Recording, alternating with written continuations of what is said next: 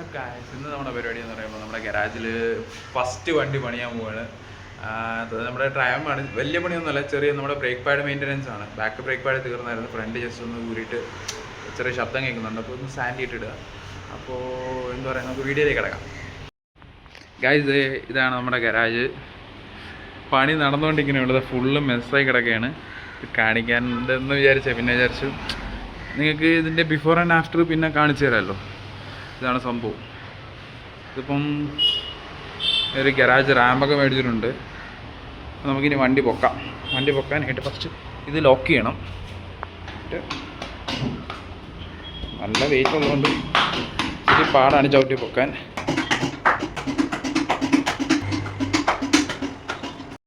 Guys, ഇതാണ് നമ്മുടെ back caliper. Full പൊടിയായിട്ടുണ്ട്. അതൊന്ന് വൈപ്പ് ചെയ്ത് ക്ലീൻ ചെയ്തിട്ട് നമുക്ക് തുടങ്ങാം. കാലിപ്പർ ക്ലീൻ ചെയ്ത് സെറ്റ് ചെയ്തിട്ടുണ്ട്. നമുക്കിനി ഈ പിന്ന് ഊരണം.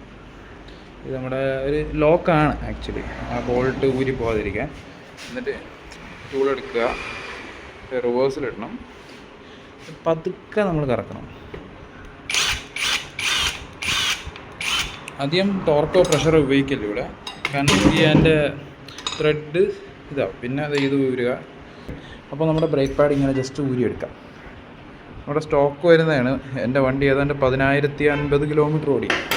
അപ്പോൾ ഏകദേശം പോയിട്ടുണ്ട്.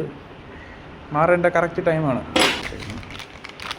ഇതാണ് പുതിയ ബ്രേക്ക് പാഡ്. ഇതിൻ്റെ പ്രൈസ് എന്ന് പറയുമ്പോൾ 260 രൂപയാണ്.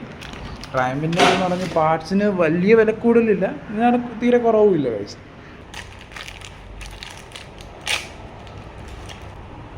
ഇതാണ് പുതിയ ബ്രേക്ക് പാഡ്.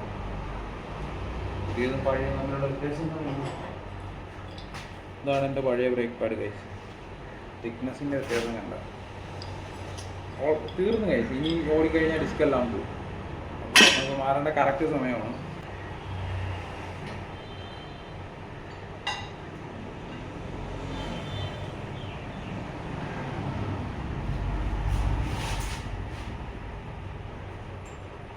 ബ്രേക്ക് പാഡ് വെച്ചായിരുന്നു. ഇനി ഇതും കൂടെ ടൈറ്റ് ചെയ്താൽ മതി. നമ്മൾ ബ്രേക്ക് പാഡ് സെറ്റ് ചെയ്തായിരുന്നു. അപ്പോൾ ഇനി ഇത് ഫോർവേഡിലിടുക. പതുക്കെ, അധികം ടോർക്കൊന്നും കൊടുക്കാൻ പാടില്ല. ടൈറ്റ് ചെയ്തു. ഇതിനപ്പുറം ഒന്നും ചെയ്യണ്ട, കാരണം ഇത് വലിയ ഇങ്ങനെ പ്രശ്നമൊന്നും വരത്തില്ല. അപ്പോൾ ഇതിന് ലോക്ക് ഇടുക. നമ്മുടെ ബാക്ക് ബ്രേക്ക് പാഡിൻ്റെ പണി കഴിഞ്ഞായിരുന്നു ഗൈസ്. ഇനി അടുത്ത അവസാനത്തെ പണി എന്ന് പറയുമ്പോൾ ജസ്റ്റ് ഇതൊരു 2 വട്ടം വെക്കുമ്പോൾ സെറ്റ് ബ്രേക്ക് ലോഡായിട്ടുണ്ട്. പിന്നെ ഇതിൻ്റെ ബെയറിങ് എന്തോ പോയിട്ടുണ്ട് ഗൈസ്. ബെയറിങ്ങും ചെയിനും ഒക്കെ എല്ലാം പണിയായി. 10,000 കിലോമീറ്ററിൽ ഞാൻ ഒരുപാട് ഓഫ് റോഡൊക്കെ ചെയ്തതിൻ്റെ ഒരു ഫലമായിട്ട് ബെയറിങ്ങൊക്കെ പോയി. അപ്പോൾ ടയറിൻ്റെ വീൽ ഇതൊക്കെ അഴിക്കാൻ ഇച്ചിരി ടാസ്ക്കാണ്. അപ്പോൾ ഈ വണ്ടിയിൽ അടുത്ത ടാസ്ക് അതാണ്. നമ്മളൊരു വീഡിയോ ആയിട്ട് വരുന്നതാണ്. പിന്നെ നമുക്കിനി നോക്കേണ്ടത് ഫ്രണ്ട് ബ്രേക്ക് പാഡാണ്. ഫ്രണ്ട് ബ്രേക്ക് പാഡിൻ്റെ ആദ്യം സെയിം പ്രൊസീജിയറാണ്. ആദ്യത്തെ ഒരു ലോക്കുണ്ട്, അത് ഊരുക. സാധനം പതുക്കെ ഊരുക. അത് ഊരിയിട്ടുണ്ട്. ഊരിയായിരുന്നു. ഊരുമ്പോൾ ഒരു പ്ലേറ്റ് വരും. ഇത് നോക്കിയെടുക്കുക. ഈ സംഭവം നമ്മുടെ ഫ്രണ്ട് ബ്രേക്ക് പാഡ് ഊരുക. ഇത് ഞാൻ വെസ്രയുടെ പാഡാണ് ഉപയോഗിച്ചേക്കുന്നത്.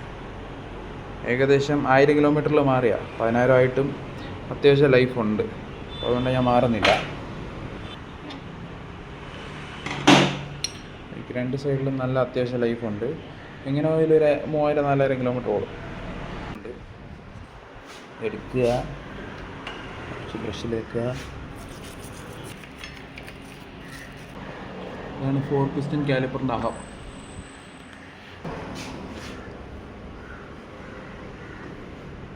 അപ്പോൾ കേസ് അതെല്ലാം ക്ലീൻ ആയി സെറ്റായിട്ട് നമ്മുടെ സിലിക്കോൺ ഗ്രീസ് അടിച്ചിട്ടുണ്ട്. അപ്പം ഈസിലി സ്മൂത്തായിട്ട് അത് സെറ്റായിക്കോളും. അപ്പോൾ നമ്മൾ ഇങ്ങോട്ടൊന്നും ആ സംഭവം വെച്ച് ടച്ച് ചെയ്യാൻ പോലും പാടില്ല സിലിക്കോൺ ഗ്രീസ്. ബ്രേക്ക് പാഡ് എന്ത് ചെയ്യണമെന്ന് വെച്ചാൽ ഇത് ഫുള്ളിങ്ങനെ റഫായിട്ടിരിക്കുകയാണ്. എന്ന് വെച്ചാൽ പോയി മട്ടമായിരിക്കുക. അത് കാരണം ബ്രേക്കിൽ ഇങ്ങനെ കീ ശബ്ദമൊക്കെ കേൾക്കുക. അപ്പോൾ അതിൻ്റെ പരിപാടി എന്ന് പറയുമ്പോൾ നമുക്കിത് ഒരു സാൻഡ് പേപ്പർ എടുക്കുക, ഇത് വയ്ക്കുക. ഇപ്പം ഞാൻ ഇങ്ങനെ എടുക്കും, ഇങ്ങനെ അടയ്ക്കുക. മണ്ണും പൊടിയും എല്ലാം പോയിട്ടുണ്ട്. ഒരു സൈഡ് ഇങ്ങനെ സെറ്റ്. ഇത് ഇങ്ങനെ ഇരുന്ന സാധനമാണ് ഇങ്ങനെയായി.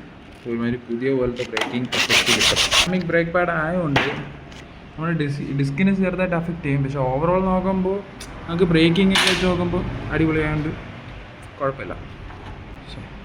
Break pad തിരിച്ചിടാം.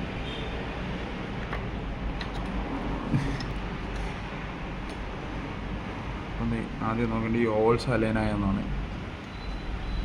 എന്നിട്ട് ഈ സാധനം വെച്ച് കൊടുക്കണം. രണ്ടും അലൈൻ ചെയ്ത് പിന്ന് കയറ്റിയിട്ടുണ്ട്. ഇനി നമ്മളിത് ഇത് ഫോർവേഡ് ഇടുക, കറക്റ്റ് ലെവൽ ചെയ്ത് വയ്ക്കുക, അതൊക്കെ ടൈറ്റ് ചെയ്യുക. അത്രയേ ഉള്ളൂ. അതിൻ്റെ സ്പീഡോമീറ്ററും കൂടെ കാണിച്ചു തരാം. ഏകദേശം 10,000 മുകളിൽ ഓടിയിട്ടുണ്ട് വണ്ടി. 10,029 ഓടിയിട്ടുണ്ട്. അപ്പോൾ ഞാൻ ഫ്രണ്ടിൽ യൂസ് ചെയ്യുന്ന വെർസയുടെ ബ്രേക്കാണ്. ഇതാണ് എൻ്റെ കവറും കാര്യങ്ങളും. ഇത് ഡ്യൂക്ക് 390ക്കും ഡോമിനറിനൊക്കെ സെയിം ആയിട്ടാണ് വരുന്നത്, GS-നും. അപ്പോൾ ഇതാണ് ഉപയോഗിച്ചിരിക്കുന്നത് ഫ്രണ്ടിൽ. ബാക്കിൽ സ്റ്റോക്കാണ്. ബാക്കിലും കൂടെ നമുക്ക് വെർസയുടെ കയറ്റാം വേണമെങ്കിൽ അടുത്ത വട്ടം. ഇതിപ്പോൾ 10,000 കിലോമീറ്റർ ഓടി. വണ്ടിക്ക് ചെറിയ ചെറിയ പ്രശ്നങ്ങൾ ഒരുപാടുണ്ട്. ഇപ്പോൾ വണ്ടി സ്റ്റാർട്ടാവത്തില്ല. ഇത് ഇങ്ങനെയുണ്ട്.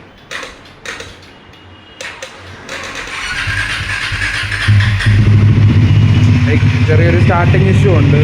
എനിക്ക് തോന്നുന്നത് മെയിനായിട്ട് ബാറ്ററിയിലാണ്. ഇപ്പോൾ ഈ കോൾഡ് വെതറൊക്കെ ആയിട്ടും. ഇനി അടുത്ത് നമുക്ക് എയർ ഫിൽറ്റർ ചേഞ്ച് ചെയ്യുന്ന ഒരു വീഡിയോ ആയിട്ട് വരാം. ട്രയംഫിൽ എങ്ങനെയാണ് എയർ ഫിൽറ്റർ ചേഞ്ച് ചെയ്യുന്നത്.